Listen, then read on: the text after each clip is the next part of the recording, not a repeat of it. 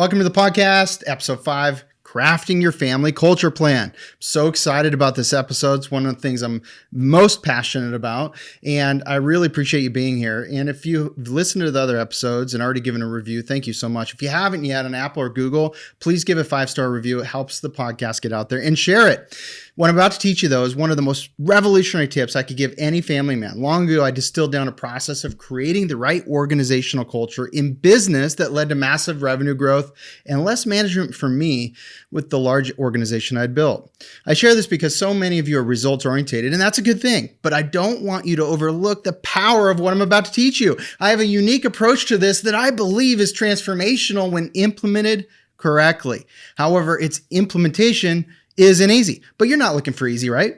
You're looking for what's best. And I think we all understand that what's best is almost never what's easy. You get that. Now, back in my public speaking days, if I was speaking on organizational culture, I'd ask the audience to raise their hands if they've ever carefully crafted culture driving statements and communicated them consistently for a year. And no one raises their hand. But don't be discouraged by this, as I'm going to teach you how to implement this. I've seen the incredible power of this in business and in my family. There are 2 hard parts to this, though: clear thinking and staying the course over a long period of time. So go to episode 2, The Art of Clear Thinking, if you haven't listened to that yet, because you'll need that after you listen to this episode. It'll help you. Now, I'm going to gear this towards helping your family. But first, let's define what I mean by culture. Culture are the real attitudes and behaviors of a group of people when no one is looking. It's not the highlights. It's the deep reality and unwritten norms people hold to. Therefore, usually it's not what we say our family is about. It's what it actually is about. Here's an important truth about groups of people.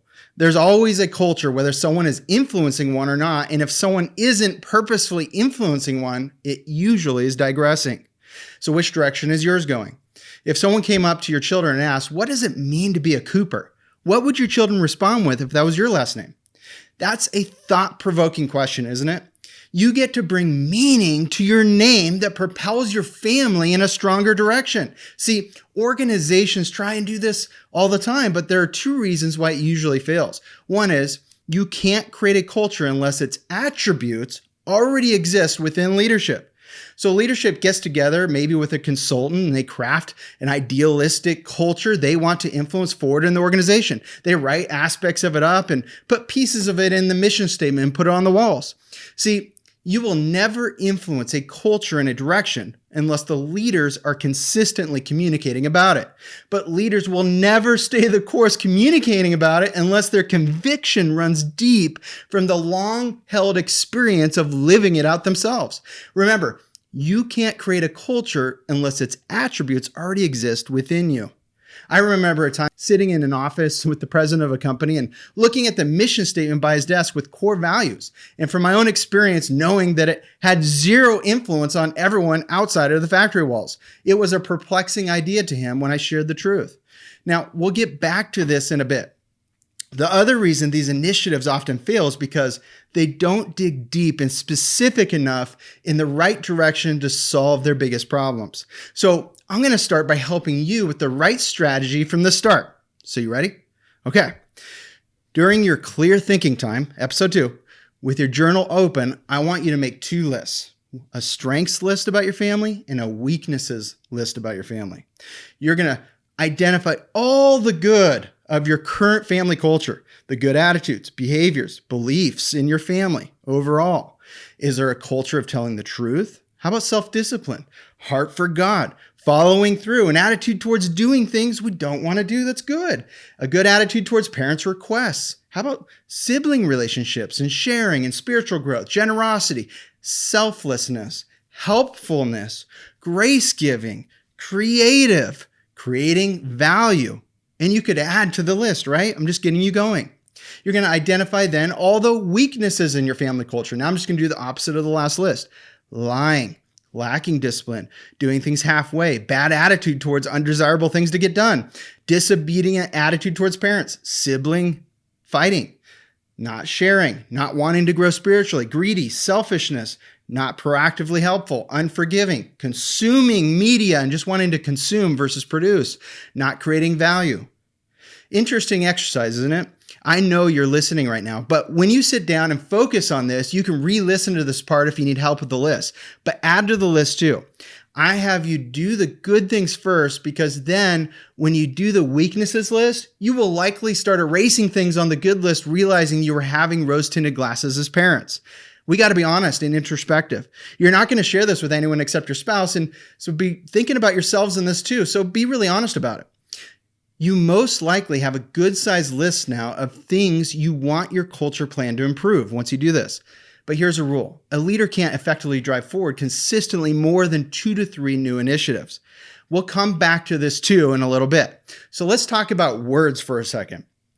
I'm sure you agree that words are powerful, especially a mom or dad's words are extremely powerful. It doesn't always feel like it, but your words are incredibly powerful with your kids. So listen to these verses for some motivation. Proverbs 12:18 says, "There is one whose rash words are like sword thrusts, but the tongue of the wise brings healing." Proverbs 15:1 says, "A soft answer turns away wrath, but a harsh word stirs up anger." Proverbs 18:21 says, "Death and life are in the power of the tongue, and those who love it will eat its fruits." Ephesians 4:29 says, "Let no corrupting talk come out of your mouths, but only such as is good for building up as fits the occasion, that it may give grace to those who hear." So we're going to carefully craft 2 to 3 short sentences that you love to influence forward the culture you want.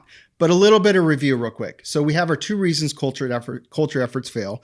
Leaders don't have the attributes they're trying to drive forward, and they aren't strategic enough in the planning. But we're going to fix those things. And we also agree that the words you use are super influential with your family. So to craft your culture-driving statements, look at your list of areas you want culture to improve in your family. There should be 6 to 12 or more on the list. Look for 2 to 3 trends of similar issues. For example, bad attitude, disobedience, selfishness, not proactively helpful, lacking discipline, all trend in the same direction from the list we use as an example. Another example, and these probably trend together as well, is greedy, unforgiving, consuming, not wanting to grow spiritually. So that gives you an idea, right? You're looking for the trends. Now, I've just helped you identify your key result areas you want to improve. But instead of them being in a business, you've identified them in your family. You want to influence a culture plan forward that actually gets to the root of the most important areas you want to help improve. Now, here's the really hard part, which is to take an hour or 2 of clear thinking without distractions. I encourage you to be the few who actually do this. Look at your 2 to 3 trending issues that, if they were improved, would make the biggest positive impact in your family. Meaning, from your list of things you want to improve about your family culture, you found the most important trends, 2 to 3 of them. Okay. Now, for each trending issue, you are going to craft 1 sentence. So you will end up with 2 to 3 culture driving sentences, but make sure they are something you would say and completely embrace, that you're excited about and are right. Also make sure you're living them out in your life. If you're not, that's the first step to grow yourself in that area. Now, years ago, I noticed in my family an increase in desire to consume media, movies, videos. Of course, it's a natural thing in conjunction with starting to have some older children in my home. It affects attitudes. It can hurt creativity, and it can just destroy reading. And I don't want my children to grow up watching other people live their dreams, further feeling incapable of fulfilling their own dreams. And that's what happens. So through this process, I created the culture driving statement: we are producers versus consumers. Now, my wife helped move forward Be Generous several years ago. So good. Another long-standing one in our family is we're eagles, not seagulls. And there's meaning behind that. Here's a corporate example from Apple. Think different. One of mine from back in the day, multiple executives proactively leading. That was so helpful. Of course, this should be a process you include your wife in at whatever point you feel would be good to do so. Now, it's one thing to go through this process. The next part is the place most people fail, which is communicating them into a powerful existence within the minds of your family, bringing meaning to the phrase that upgrades the norms and behavior in your family for the better.